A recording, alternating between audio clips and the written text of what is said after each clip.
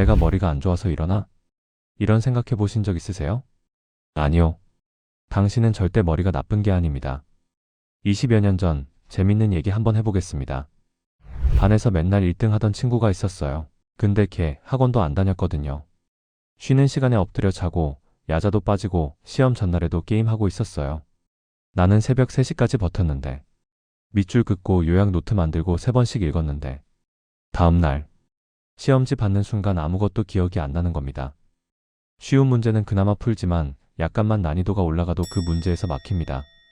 그때 정말 미칠 것 같습니다. 나는 원래 머리가 나쁜 건가? 아닙니다. 다행인 사실은 우릴 이 똑똑한 뇌를 간단한 노력으로 만들 수 있습니다. 그 친구가 천재인 게 아니에요. 뇌가 기억을 저장하는 타이밍을 우연히 맞춘 겁니다. 지금 가르쳐 드릴 원리를 적용하면 학습 효율을 최대 40배까지 올릴 수 있습니다. 하루 40분, 3일이면 공부하는 방식 자체가 바뀌기 시작합니다. 근데 방법을 말씀드리기 전에 먼저 하나만 기억하세요. 뇌는 공부하는 동안 거의 저장하지 않습니다. 뜬금없죠? 근데 이건 제 생각이 아니에요. 새로운 걸 배우면 뉴런 사이에 아주 가느다란 연결이 하나 생겨요. 근데 이 연결이 처음에는 거미줄보다 약합니다. 관리 안 하면 하루 만에 끊어져요. 실제로 새로 배운 내용의 40%가 불과 20분 만에 날아갑니다. 하루 지나면 70%, 한 달 뒤엔 80%가 증발해요. 이걸 에빙하우스의 망각곡선이라고 하는데 1885년에 발견된 이후 단 한 번도 뒤집히지 않은 철의 법칙이에요. 그러면 뇌는 대체 언제 저장하느냐? 멈춰있는 순간입니다. 2021년에 미국 국립보건원에서 기막힌 실험을 했거든요. 사람들한테 10초 연습하고 10초 쉬기를 반복시키면서 뇌를 실시간으로 촬영한 거예요. 연습하는 동안 뇌는 조용했어요. 근데요. 쉬는 10초 동안 방금 배운 내용이 원래 속도의 무려 20배로 압축 재생됐습니다. 한 번이 아니에요. 25번 넘게요. 그리고 이 재생 횟수가 많을수록 다음 시험 성적이 정비례로 올라갔어요. 심리학에서 이걸 웨이크풀 레스트, 각성 휴식이라고 합니다. 쉽게 말할게요. 눈 뜬 채로 멍 때리는 시간이 뇌한테는 녹화 버튼인 거예요. 녹화 버튼을 안 누르고 카메라만 들고 다닌 셈이죠. 그러니 아무것도 안 남는 거예요. 그러니까 5시간 앉아서 쉬지 않고 읽기만 한 사람. 그 사람의 뇌는 5시간 동안 녹화 버튼을 한 번도 안 누른 겁니다. 열심히 안 한 게 아니에요. 뇌한테 저장할 시간을 안 준 거예요. 넣기만 하고 빼본 적 없는 기억은 필요한 순간에 나오지 않습니다. 이게 오늘 영상 전체를 관통하는 핵심이에요. 자, 이제부터 좀 기묘한 얘기를 할게요. 이 원리를 실제로 어떻게 쓰느냐? 7가지입니다. 앞에 3가지는 공부하는 방식을 바꾸는 거고 뒤에 4가지는 뇌 자체의 성능을 올리는 거예요. 순서대로 갑니다. 첫 번째, 10초 멈춤. 가장 간단하고 가장 과소평가된 방법이에요. 한 문단 읽었으면 10초 눈을 감으세요. 중요한 개념 하나 봤으면 10초. 한 단원이 끝난 다음이 아니라 읽는 도중에 수시로 하는 겁니다. 이 10초 동안 뇌가 방금 본 내용을 20배 속도로 재생합니다. 아까 말한 NIH 실험에서 이걸 직접 확인했어요. 연습 중에는 뇌가 조용했고 쉬는 10초 동안 방금 배운 패턴이 25번 넘게 압축 반복 재생됐거든요. 중요한 건 이거예요. 이 재생 횟수가 많은 사람일수록 다음 테스트 점수가 정비례로 올라갔다는 겁니다. 단, 조건이 하나 있어요. 뇌가 완전히 비어 있어야 합니다. 이 10초 동안 핸드폰을 보면 재생이 차단돼요. 새로운 자극이 들어오는 순간 뇌는 재생을 멈추고 새 정보 처리로 전환하거든요. 그냥 눈을 감으세요. 아무것도 안 하는 겁니다. 10초면 됩니다. 생각해보면 좀 미친 얘기 아닙니까? 공부하다가 멍하니 있는 게 공부하는 것보다 기억에 더 도움이 된다니요. 근데 데이터가 그렇게 말하고 있어요. 구체적으로 어떻게 하느냐? 교과서를 읽고 있다고 해봐요. 한 문단을 읽었어요. 여기서 바로 다음 문단으로 넘어가지 마세요. 책에서 눈을 떼고 10초 동안 눈을 감으세요. 아무 생각 안 해도 돼요. 오히려 안 하는 게 좋아요. 뇌가 알아서 합니다. 그리고 다음 문단으로 넘어가세요. 이걸 중요한 개념이 나올 때마다 하는 거예요. 한 단원이 끝난 다음에 몰아서 쉬는 게 아니라 읽는 도중에 수시로 끊어주는 겁니다. 처음에는 어색해요. 이걸 왜 해야 하지? 느낌이 들거든요. 3일만 해보세요. 같은 시간을 공부했는데 기억나는 양이 달라지는 걸 체감할 겁니다. 두 번째, 90분 집중, 10초 멈춤의 확장판이에요. 집중을 오래 하면 뇌에 피로 물질이 쌓이거든요. 일정 수준을 넘으면 뇌가 강제로 속도를 줄여버립니다. 그 한계치가 약 90분이에요. 2025년에 무려 7만 5천 명의 업무 데이터를 분석한 연구가 있었는데 최상위 선거자들의 평균 집중 시간이 75분이었어요. 8시간이 아닙니다. 75분. 그리고 이 사람들은 33분 이상 완전히 쉬었어요. 완전이라는 게 중요합니다. 유튜브 보면서 쉬는 게 아니에요. 아무 자극 없이 비어있는 시간이에요. 이 20분 휴식 동안 뇌가 90분치 내용을 통째로 압축 재생합니다. 10초 멈춤이 정찰 드론이라면 이건 대형 수송기인 셈이죠. 90분 동안 쌓인 정보를 한꺼번에 정리하는 거예요. 핵심은 같아요. 이 시간에 핸드폰 보면 효과가 사라집니다. 눈 감고 가만히 앉거나 가볍게 걷거나 창밖을 바라보세요. 잠깐 생각해 보세요. 카페에서 4시간 연속으로 책 붙잡고 있는 사람과 2시간 반 공부하고 중간에 멍하니 앉아있던 사람. 옆에서 보면 첫 번째 사람이 더 열심히 하는 것 같잖아요. 근데 일주일 뒤 시험장에서는 두 번째 사람이 이깁니다. 뇌한테 정리할 시간을 줬으니까요. 그런데 현실에서 이게 왜 안 되냐면 20분 동안 아무것도 안 하는 게 불안하거든요. 옆 사람은 열심히 페이지 넘기고 있는데 나만 멍하니 앉아있으면 나 지금 놀고 있는 거 아닌가? 그 느낌이 들어요. 근데 그 순간 당신의 뇌는 옆 사람 뇌보다 더 열심히 일하고 있는 겁니다. 겉으로 보이는 게 다가 아니에요. 세 번째, 직접 꺼내보기. 영어로 액티브 리콜이라고 하는 건데 이름보다 원리가 중요해요. 이게 아까 시험장에서 머릿속이 하얘지는 이유를 정확히 설명하는 방법이거든요. 2006년 워싱턴대 실험이 있었습니다. 같은 글을 4번 읽은 그룹과 한 번 읽고 3번 떠올린 그룹.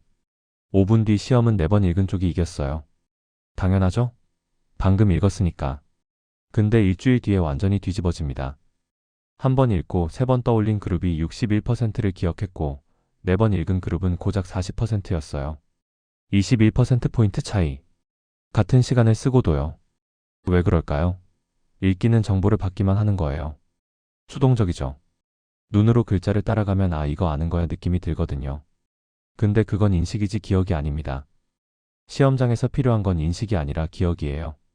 아무 단서 없이 백지 상태에서 꺼낼 수 있느냐. 그게 기억이거든요. 책을 덮고 떠올리면 뇌가 직접 찾으러 가야 합니다. 캄캄한 창고에서 손전등 하나 들고 물건을 찾는 거예요. 이 고생이 뉴런 연결을 물리적으로 강화해요. 이걸 장기 강화라고 하거든요. 뉴런 사이에 가느다란 실이 밧줄로 굵어지는 겁니다. 찾으러 갈수록 길이 넓어지는 거죠. 떠올리기 횟수별 데이터를 보면요. 한 번도 안 꺼내보면 52%가 사라져요. 한 번 꺼내면 28%만 사라지고 3번 꺼내면 고작 14%만 날아갑니다. 기억 손실이 4분의 1로 줄어드는 거예요. 실천법은 간단합니다. 한 단원 다 읽고 책 덮고 빈 종이에 기억나는 것 전부 적으세요. 처음엔 거의 못 적을 거예요. 3줄도 안 나올 수 있어요. 괜찮습니다. 그 못 떠올리는 고생, 그 불쾌한 느낌. 그게 뉴런 연결을 굵게 만들고 있는 거예요. 틀려도 되고 못 떠올려도 돼요. 시도 자체가 핵심이니까요. 아까 시험장 얘기 기억나죠? 5번 읽었는데 한 번도 안 나왔던 거. 이유가 이거예요. 넣기만 하고 단 한 번도 꺼내보지 않았으니까요. 놀라운 건 이 다음이에요.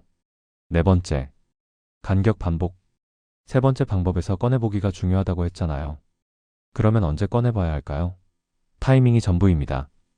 기억이 가물가물해질 때 딱 한 번 다시 떠올리면 망각 속도가 확 느려져요. 한 번 더 하면 더 느려지고요. 반복할 때마다 복습 간격이 점점 길어집니다. 처음엔 하루 뒤, 다음엔 3일 뒤, 그 다음엔 일주일 뒤, 그 다음엔 한 달 뒤. 이런 식으로요. 근데 여기서 함정이 있어요. 너무 생생할 때 복습하면 뇌가 이미 아는 거로 넘겨버립니다. 방금 외운 걸 바로 다시 보면 뇌 입장에서는 새로울 게 없거든요. 반대로 완전히 잊어버린 뒤에 하면 처음부터 다시 배우는 거예요. 그것도 의미가 없죠. 가물가물한 그 경계선. 이거 뭐였더라? 아 맞다. 하는 바로 그 순간. 거기가 핵심이에요. 2025년 네이처 논문에서 이걸 정확히 밝혀냈는데 뇌의 예측이 틀리는 순간 도파민 신호가 가장 강하게 올라갑니다. 예측 오류 신호라고 해요. 뭔 뜻이냐면요. 뇌가 이거 까먹었네? 하고 놀라는 바로 그 순간 도파민이 터지면서 기억을 박아넣는 거예요. 보상이 아니라 놀람이 학습의 진짜 연료라는 겁니다. 슬롯머신이 매번 터지면 재미없잖아요. 가끔 터지니까 빠지는 거거든요. 뇌의 기억도 정확히 같은 원리입니다. 한 단원을 읽고 핵심 질문을 35개 만들어 보세요. 이 개념의 정의는? 이게 왜 중요하지? 이거랑 비슷한 게 뭐가 있지? 질문을 만드는 행위가 이미 뇌를 능동적으로 쓰는 거거든요. 읽기만 하는 것과는 차원이 달라요. 여기서 한 가지 재밌는 현상이 더 있어요. 5번째, 교차 학습. 대부분 사람들이 수학 풀 때 같은 유형을 쭉 풀잖아요.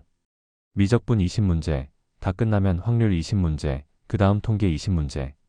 이걸 블록 연습이라고 해요. 깔끔하고 체계적으로 보이죠. 근데 뇌과학에서는 이 방식이 착각을 만든다고 말합니다. 같은 유형을 반복하면 패턴이 손에 익어서 나 이거 잘하네 느낌이 들거든요. 3번째 문제부터는 풀이 구조가 보이니까 거의 자동으로 풀려요. 기분은 좋죠. 근데 시험장에서 유형이 섞여서 나오면 무너집니다. 이건 미적분이야 확률이야? 부터 헷갈리거든요. 연습할 때는 그 판단을 할 필요가 없었으니까요. 교차 학습은 일부러 다른 유형을 섞는 거예요. 미적분 3문제, 확률 2문제, 다시 미적분 2문제, 통계 1문제. 심리학에서 인터리빙 효과라고 하는데 쉽게 말하면 일부러 뇌를 혼란스럽게 만드는 겁니다. 처음엔 확실히 더 힘들어요. 정답률도 떨어지고요. 풀면서 짜증이 나요. 아까랑 다른 유형이네 하면서 머리를 계속 전환해야 하니까요. 근데 일주일 뒤 시험에서는 교차 학습 그룹이 블록 연습 그룹을 압도합니다. 뇌가 매번 이건 어떤 유형이지? 를 판단해야 하니까 구분 능력 자체가 훈련된 거예요. 실제 시험이 정확히 이 구조거든요. 유형이 섞여서 나오잖아요.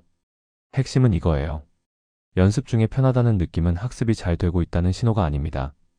오히려 반대예요. 좀 불편하고 좀 힘들어야 뇌가 진짜로 일하고 있는 겁니다. 3번째에서 말한 꺼내보기의 고생이랑 같은 원리예요. 불쾌할수록 효과적인 거예요. 실천법은 간단해요. 수학이면 문제집을 풀 때 한 유형을 20문제 쭉 푸는 대신 세 유형을 섞어서 번갈아 푸세요. 영어면 문법, 독해, 어휘를 한 과목씩 끝내는 게 아니라 30분 단위로 돌려가면서 하세요. 처음 며칠은 확실히 혼란스러울 거예요. 그게 정상입니다. 혼란스럽다는 건 뇌가 일하고 있다는 뜻이에요. 그리고 여기서 조용하지만 꽤 급진적인 사실이 하나 있어요. 6번째, 작업 기억 확장. 이건 조금 다른 차원의 얘기예요. 지금까지 말한 5가지는 기억을 잘 만들고 잘 유지하는 방법이었잖아요. 근데 기억을 아무리 잘 만들어도 한 번에 처리할 수 있는 양이 부족하면 벽에 부딪히거든요. 이걸 작업 기억이라고 하는데 쉽게 말하면 요리할 때 조리대 크기예요. 냉장고에 재료가 아무리 많아도 조리대가 좁으면 동시에 여러 요리를 못 하잖아요. 작업 기억이 작은 사람은 수학 문제 풀 때 앞부분을 계산하다가 뒷부분 조건을 까먹어요. 영어 독해할 때 문장 끝까지 읽으면 앞에 뭐가 있었는지 흐릿해지고요. 이건 집중력 문제가 아니에요. 조리대가 좁은 거예요. 그런데 이 조리대를 넓힐 수 있습니다. 2021년 중국 전자과기대학교에서 148명을 대상으로 실험했어요. 듀얼 N-100이라는 훈련을 20일간 하루 30분 시켰거든요. 화면에 나타나는 위치와 귀로 듣는 소리를 동시에 추적하면서 각각 2단계 전과 같은지 판단하는 거예요. 멀티태스킹의 극한이죠. 결과가 흥미로운데 훈련 과제뿐 아니라 전혀 상관없는 숫자 기억 테스트에서도 점수가 올라갔어요. 반응 속도도 빨라졌고요. 조리대 자체가 넓어진 겁니다. 한 가지 솔직하게 말할 건 학계에서 이전이 효과에 대해 의견이 완전히 일치하지는 않아요. 근데 적어도 단기적으로 처리 용량이 늘어난다는 증거는 충분합니다. 이제 진짜 핵심을 말할게요. 7번째, 수면. 이건 방법이 아니라 전제 조건이에요.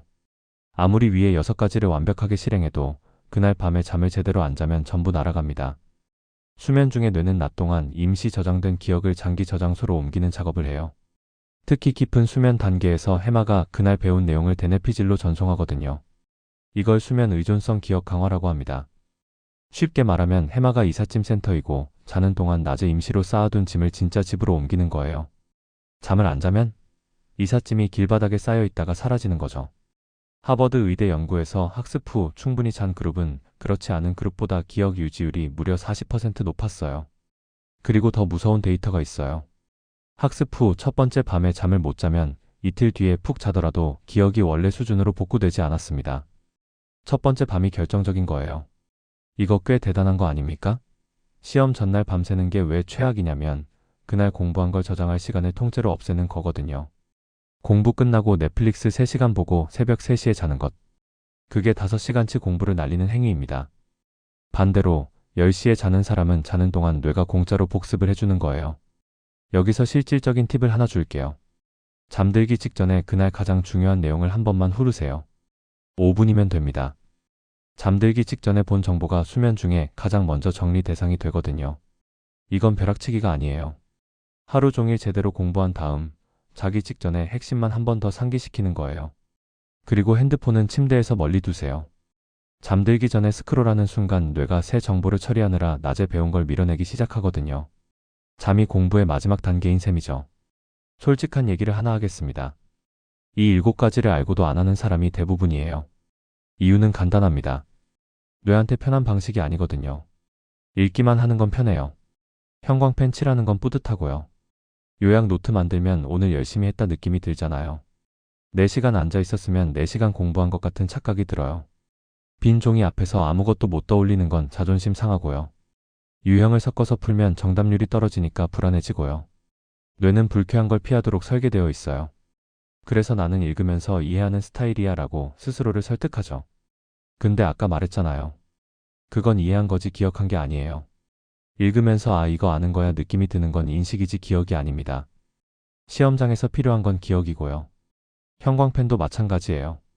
밑줄 긋고 별표 치고 중요하다고 박스 그리고 그 행위가 뇌한테 나는 지금 열심히 하고 있다는 신호를 보내요. 뿌듯하죠. 근데 그건 손이 일한 거지 뇌가 일한 게 아닙니다. 형광펜으로 물들인 페이지를 보면 공부를 많이 한 것 같은 착각이 들어요. 근데 책을 덮는 순간 형광펜 친 내용이 뭐였는지 기억나요? 대부분 안 나거든요. 그리고 또 하나. 이 방법들을 만능 해킹처럼 소비하는 것도 위험해요. 공부법을 공부하느라 정작 공부를 안 하는 사람 꽤 많습니다. 유튜브에서 최고의 공부법 영상 10개를 보는 동안 교과서는 한 장도 안 넘긴 사람. 이 영상도 마찬가지예요. 보기만 하면 아무것도 안 바뀝니다. 근데 여기서 반전이 하나 있어요. 지금까지 말한 모든 걸 관통하는 공통점이 뭔지 눈치챘어요? 멈추는 겁니다. 10초 멈추고 90분 뒤에 멈추고 책 덮고 떠올리면서 멈추고 가물가물할 때 다시 꺼내면서 멈추고 잠들어서 멈추고 뇌가 기억을 새기는 순간은 전부 멈춰있는 시간이에요. 우리는 더 오래, 더 열심히가 답이라고 배웠거든요. 카페에서 제일 늦게까지 앉아있는 사람이 제일 열심히 하는 사람이라고요. 7시간 앉아있었으니까 7시간치 공부를 한 거라고요. 근데 뇌과학은 정반대를 말하고 있어요. 멈출 줄 아는 사람이 더 많이 기억한다고. 쉴 줄 아는 사람이 더 오래 기억한다고. 그러니까 시험장에서 머릿속이 하얘졌던 그날. 당신이 멍청한 게 아니었어요. 뇌한테 숨 쉴 틈을 안 준 거예요. 넣기만 하고 빼본 적이 없었던 거예요. 방법이 틀렸을 뿐이지 의지가 부족한 게 아니었던 겁니다. 이제 알았잖아요. 방법을. 오늘 밤 공부를 끝내고 불을 끄세요. 핸드폰은 멀리 두고요.